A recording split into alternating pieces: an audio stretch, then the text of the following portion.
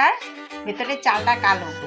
এর গুণাগুণ তো আপনারা সবাই জানেন। রংটা খুব কালো, তেলতেলে কালো, যেমন কল বেরিয়েছে। এই দেখুন, এই যে মুখটা ফেটে গেছে, সাদা সাদা কল বেরিয়েছে। কালো নমক ধান কত সুন্দর হচ্ছে। বাসমতি ধান, বাসমতি ধানের যে মুখটা ফেটে জমি রেডি হয়ে গেছে। চলুন দেখা যাক আমার জমিটা কেমন রেডি করে। এনবি বিলাসের পক্ষ থেকে সকল বন্ধুদের জানাই স্বাগত। এখন তো বর্ষার মরশুম চলছে। বর্ষার মরশুমে এখন ধান চাষের চাষ হয়, ধানেরই মরশুম। তার জন্য আমি ধান চাষ করব বলে 3 রকমের ধান আনা করিয়েছি। তা 3 রকমের ধানের মধ্যে কী কী ধান নিয়েছি দেখুন বন্ধুরা। একটা হচ্ছে এই যে ব্ল্যাক রাইস। এই ধানটার ভেতরে চালটা কালো, এর গুণাগুণ খুব বেশি। এটা ব্ল্যাক রাইসটা যাদের হার্টের পেশেন্ট, ক্যান্সারের পেশেন্ট, ওদের জন্য খুবই উপকার। এতে কোলেস্ট্রল ভালো থাকে, হার্ট ভালো থাকে, কিডনি ভালো থাকে। এই চালে কোনো ক্ষতি নেই। এখন এই ধানটা চাষ করে দেখবো কেমন আমাদের দেশে চাষ হয়। এটা হচ্ছে বাসমতি ধান। এই ধানের গুণাগুণ আপনারা সবাই জানেন। কত সুন্দর ধানটা, ধানের চালটাও খুব সুন্দর, দারুণ টেস্ট, খেতে দারুণ। এটা যে কোনো ওকেশনেই এই চাল দিয়ে ওকেশনে কাজ করা হয়, মানে দারুণ টেস্ট। এবার এই ধানটা বাইরের দেশে চাষ হয়, বিহার, পাঞ্জাবে চাষ হয়। এবার আমরা আমাদের এখানটায় চাষ করে দেখব কেমন হয়। আমার ধানটা খুব সুগন্ধি, দেখতে কালো। এই দেখুন কত সুন্দর, গায়ের রঙটা খুব কালো, তেলতেলে কালো।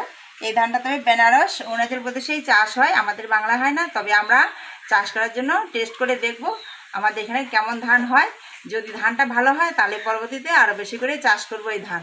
এখন আমরা নতুন চাষ করা শুরু করেছি। এখানে 20 কেজি তুলসী ধান নিয়েছি। এটা আমাদের দেশি ধান, এটা আমাদের এখানেই চাষ হয়। তবে এই ধানটা আমরা বেশি জমিতে লাগাবো। মোট 8 বিঘা জমি নিয়েছি, তার মধ্যে এখানে 20 কেজি নিয়েছি। 6 কেজি 2 কেজি করে 3 রকমের ধান, কালো নমক, ব্ল্যাক রাইস আর বাসমতি, এটা 2 কেজি করে নিয়েছি। আর সাথে নিয়েছি 20 কেজি তুলসী ধান। এই ধানটা আমাদের বাকি জমিতে লাগাবো, আমাদের ফলন হয়। এখন আমি এই ধানগুলোকে কল করার জন্য ভিজোতে দেবো, 24 ঘন্টা ভিজিয়ে রাখবো। তারপরে উঠিয়ে জলটা ঝরিয়ে রাখবো কল করার জন্য। এখন ধানগুলো ভিজাতে দেবো। ধানটা আমি এই যে কাপড়ে করে নিয়েছি, এটা টুকরা করে নিচ্ছি, ভালো করে বেঁধে এটা জলের মধ্যে ভিজিয়ে রাখবো। 24 ঘন্টা ভিজিয়ে রাখবো। ভিজিয়ে রাখে তারপরে আবার জল ঝরাতে দেবো।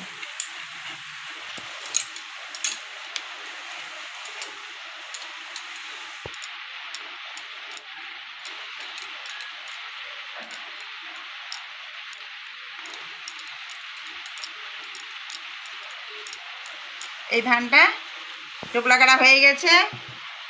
এখন আমি জলে ভিজানোর জন্য গামলায় রাখছি, টোপলা করে নিচ্ছি।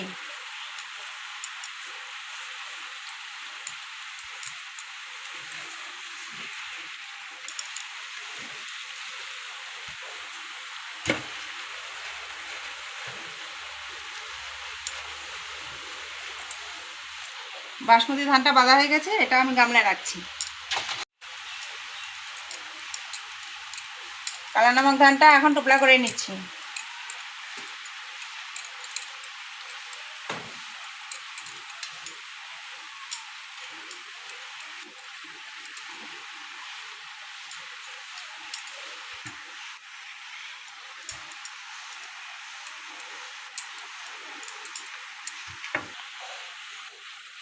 এই ধানটাও এবার আমি গামলার মধ্যে রেখে দিচ্ছি। এবার জল দিয়ে দেবো। ধানটা ভেজানোর জন্য এখন জলটা ঢেলে দিচ্ছি।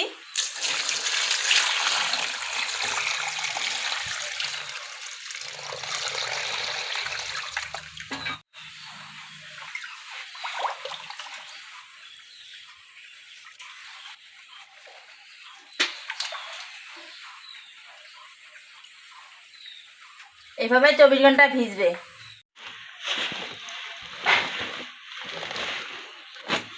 এবার ধানের মধ্যে জল দিয়ে দিচ্ছি।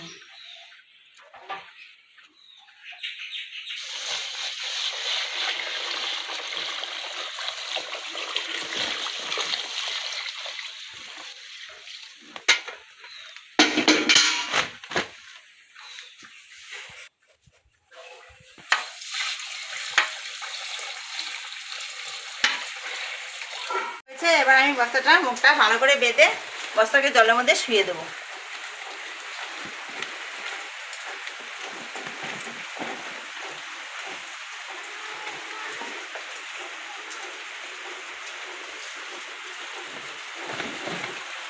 এবার ভালো করে শুয়ে দিচ্ছি।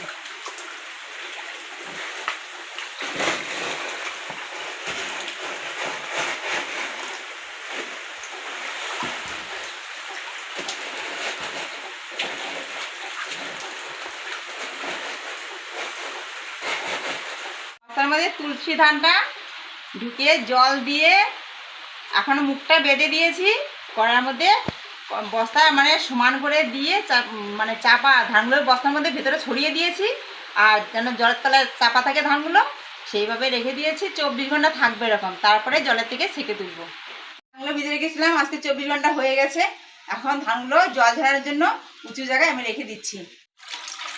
এই যে 3 টোপলা ধান দিয়েছি এখানে, বাসমতি, কালানমক, ব্ল্যাক রাইস, এই 3 টোপলা ধান আমি এই বস্তার মধ্যে একসাথে ঢুকিয়ে এখানটা চাপা দিয়ে রেখে দেবো। জলটা ঝরে যাবে, কলটা আস্তে আস্তে বেরোবে।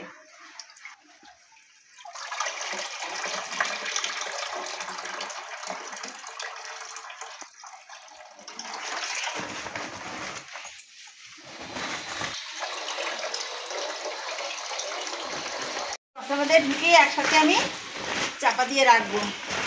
ঠিক আছে, এভাবে মুড়িয়ে রেখে দেবো। এখানটা রাখলাম, এখানে থাকবে যতক্ষণ না কল না বেরোয় ধানে, ততক্ষণ পর্যন্ত এখানে থাকবে জলের থেকে।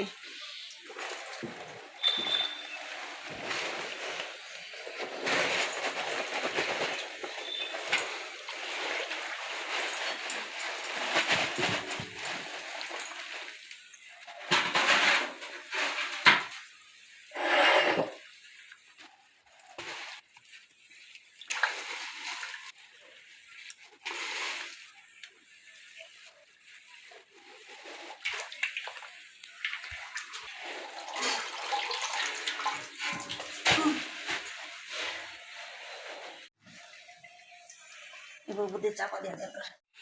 আমি ভালো করে ঢাকা দিয়ে রেখে দিচ্ছি।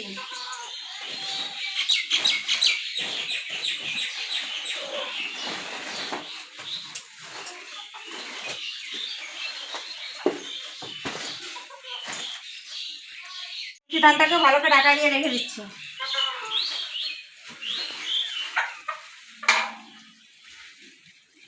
এখানে মোট 4 রকম ধান আছে। ধানটা 24 ঘন্টা ভেজানো হয়ে গেছে, এখন জল ঝরাতে দিয়েছি, ওর মধ্যে থেকেই কলটা বেরোবে। আর আমরা জমিটা রেডি করে নিয়েছি, চাষ দেওয়া হয়ে গেছে, জল জমানো আছে। আর কল বেরোলেই জমিতে তখন ছড়িয়ে দেবো, চারা বেরিয়ে যাবে। এই জমিতে রাসায়নিক সার কম দেবো আর জৈব সারটা বেশি দেবো। তার জন্য আমাদের গোবর গ্যাসে গোবর ছিল অনেক, সেই গোবরগুলো তুলে রেডি করে নিয়েছি। ওর সাথে বিঘাপতি 15 কেজি খোল দেবো আর বিঘাপতি 4-5 বস্তা গোবর সার দেবো। ওই দিয়ে জমিতে আগে ছড়িয়ে দেবো, তারপরে চাষ দেওয়া হবে। তার জন্য চলুন দেখা যাক কতগুলো গোবর সার তুলে নেওয়া হয়েছে। 1 ট্যাঙ্কি, এই যে ট্যাঙ্কি, গোবর গ্যাসের ট্যাঙ্কি, ট্যাঙ্কি থেকে 1 ট্যাঙ্কি গোবর হয়েছে। এই যে গোবর সারগুলো তুলে নেওয়া হয়েছে, এগুলো জমিতে দেওয়া হবে, এর সাথে খোল মিশিয়ে নেওয়া হবে। আর বৃষ্টি বর্ষা বলে বাইরে রাখা হয়নি, জলে ভিজে যাবে, সেই জন্য আমরা চালের তলায় রেখেছি। একেবারে আমার বীজ রেডি হয়ে গেছে, বীজে সুন্দর কল এসে গেছে। এখন জমিতে নিয়ে চলে আসছি বীজগুলো, এখন জমিতে বীজতলা ছড়িয়ে দেবো। দেখুন আমার ধানগুলোর বীজ কেমন কল বেরিয়েছে। এই দেখুন, এই যে মুখটা ফেটে গেছে, সাদা সাদা কল বেরোচ্ছে। এটা তুলসী ধান, এখানে 20 কেজি ধান আছে। এই ধানটা এখন ছড়াবো, এই ছড়ার পরে এটা ছড়াবো। এই দেখুন, এটা হচ্ছে কালো নমক ধান, কত সুন্দর কলগুলো বেরিয়েছে। এই দেখুন, খুব সুন্দর কল বেরিয়েছে। এই ধানটাও এখন বীজতলা ছড়িয়ে দেবো, এরপরে ছড়াবো। এই যে এটা হচ্ছে বাসমতি ধান, বাসমতি ধানের যে মুখটা ফেটে গেছে, এই যে ছোট ছোট কল বেরোচ্ছে, এটাও এখন ছড়িয়ে দেবো। এটা হচ্ছে ব্ল্যাক রাইস, এর চালটা খুব কালো, এর খুব গুণাগুণ অনেক আছে। এই ধানটাও এখন আমরা জমিতে ছড়িয়ে দেবো। জমি রেডি হয়ে গেছে, চলুন দেখা যাক আমার জমিটা কেমন রেডি করেছি। বন্ধুরা, এই যে বীজতলায় চলে আসি, এই যে দেখুন আমার জমি রেডি হয়ে গেছে। এর মধ্যে এখন আমি বীজগুলো ছড়িয়ে দেবো। একবারে সম্পূর্ণ রেডি হয়ে গেছে, জল দিয়ে জমি কাদা করে জমিটা সুন্দর লেবেল করে ফিলি ফিলি করে নিয়েছি। এখন ভাগে ভাগে ধানগুলো ছড়িয়ে দেবো। হে সূর্য দেবী, আমি আজকে তোমার ভরসা ধানের বীজ ফেলাচ্ছি। বন্ধুরা, এই চালটা খুব কালো, এই ধানের ভিজেছি, কল বেরিয়েছে, মুখ ফেটেছে। এখন এটা আমি ছড়িয়ে দিচ্ছি জমিতে। চালের সুগার, কিডনি ভালো থাকে এবং ক্যান্সার হয় না, খুব ভালো চাল। এই চালের দারুণ উপকার, এই জন্য আমরা নতুন এই চাষটা করে দেখছি কেমন হয় আমাদের জমিতে। এই যে চাল কালো হয়, ব্ল্যাক রাইস, এই ধানটা এখন ছড়িয়ে দিচ্ছি বীজ করার জন্য।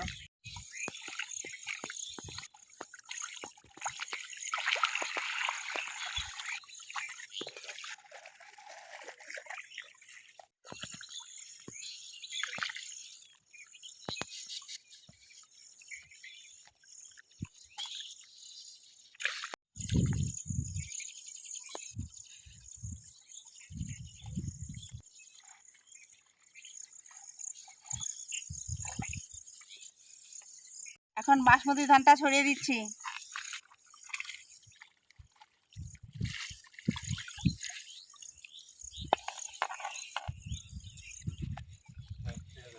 এই যে কালো নমক ধান, এই ধানটা এখন ছড়িয়ে দিচ্ছি।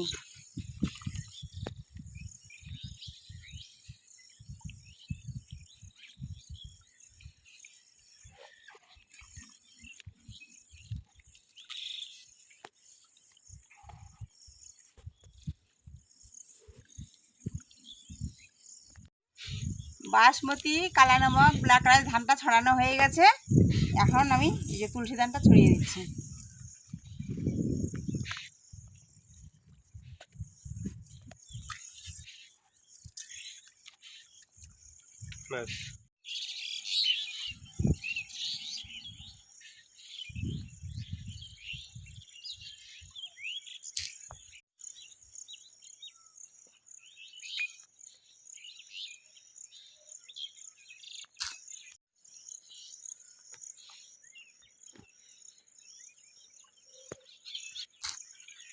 দেখো এই যে সব তুলসী ধানগুলো ছড়িয়ে দিয়েছি। এই যে লাস্ট আমার ফিনিশিং ছাড়ানো হয়ে যাচ্ছে। তোমাদের কাছে রিকোয়েস্ট থাকলো, আমি কিভাবে ধান ছড়ালাম, আমার ধান ছড়ানোর ভিডিওটা তোমরা অবশ্যই দেখবে। আর ভালো যদি লাগে তাহলে অবশ্যই লাইক কমেন্ট করবে।